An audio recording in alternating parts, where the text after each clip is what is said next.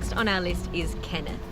Oh, Ken is so lovable. Can I just say that you're saying that you love everybody? I do love everybody. Ken is coming in with a very specific approach and attitude to anyone who claims that they don't know Survivor.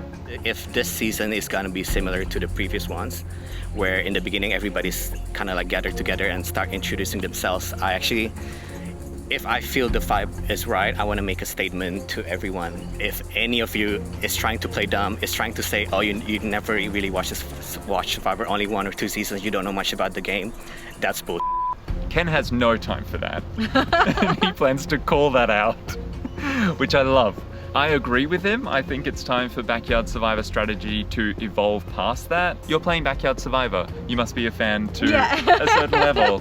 If anybody's still trying to play dumb, I will tell the group, like, you'll be targeted by the rest of us.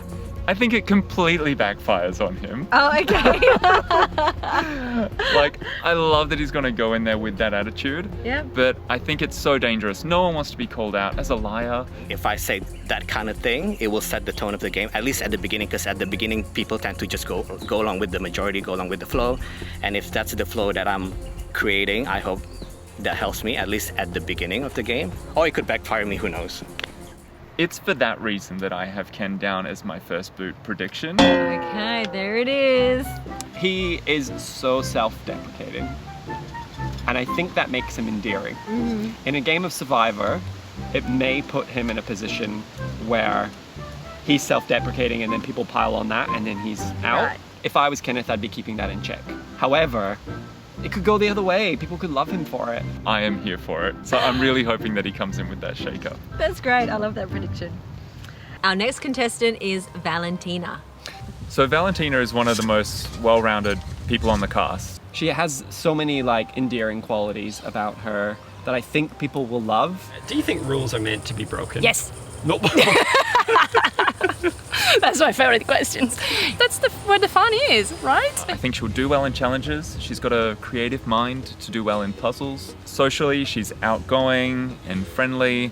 She's a fan of the show, but not a super fan. I think they know what they're doing, but potentially someone could run circles around them. From an outsider's perspective, she doesn't struggle with English. Mm-hmm. From her perspective, she does.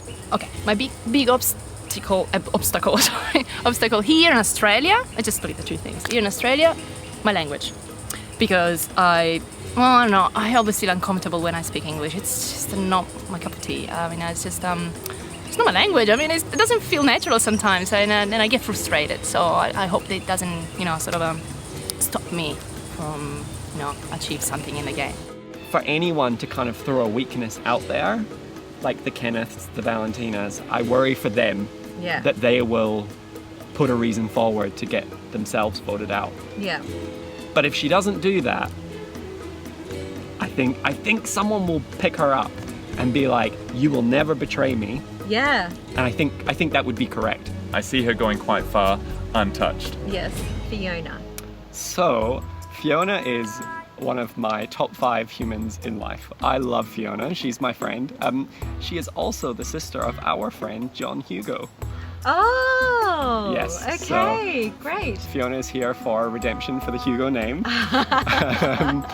Fiona is a criminal lawyer. Very smart. I think that will be a benefit to her in the game. I think it could also be a hazard for her in the game. I think I rely too much on my intelligence in everyday life. I would like to think that I'm relying on my intelligence less and that I don't feel the need to impress people with my vocabulary or something like that. I think that's a bit of a fragile ego construct for me, and I would like to think that I can be okay with being a little bit more quiet and reserved. I don't think Fiona is able to really disguise her intelligence. Okay. Even if she's trying to rein it in, I think like people still identify like she is very clever. Yeah. She might want to take a bit more time to sort of process all the information she's getting to make her decisions and not be able to make like a quick fire decision, which is sometimes required in the game. I think she needs to find her feet and she needs to find a good alliance. Fiona is probably the most likely to struggle with the elements of this game.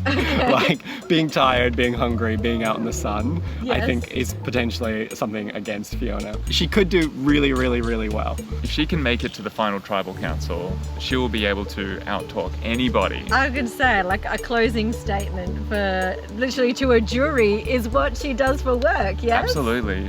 Yeah, like her verbal gymnastics will just like do circles around anyone in a final tribal council.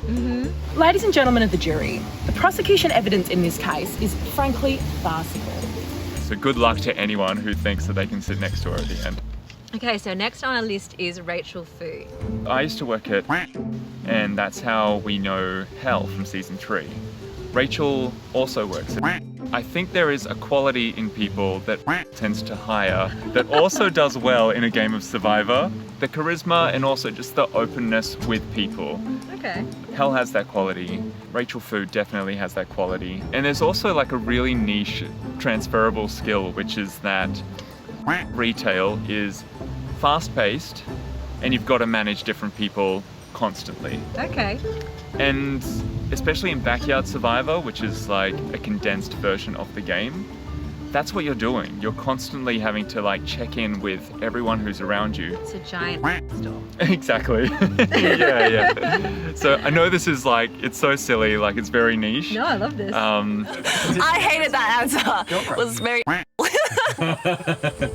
know the feeling. Oh my gosh. There is a culture there that I think like comes out when you're put under the fire in this game, where you know how to manage the chaos. I hope I'm remembered for being able to make a good like strategy gameplay, but I'm probably gonna be remembered for like some stupid physical challenge that I'm gonna like mess up. If she makes it far enough, I think people forget about her and then she could easily get to the end and be like, I'm the most deserving, and everyone is like, obviously. Okay. Yeah. Under the radar. She's smaller and I would say probably like not that strong. Okay. Sorry. Like I bruise really easily. The other day, I played volleyball and this bruise appeared the next day, and then I bruised my finger on just like a door. So I'm very fragile like a strawberry. She's in that danger spot at the beginning. If she can just get through that. No, that's the beginning is a real danger spot. Yeah. Like. There's a few people here who, I don't think there's a very clear, like, easy pick. It's like there's a few people within this category of just like those first challenges, a difficult spot.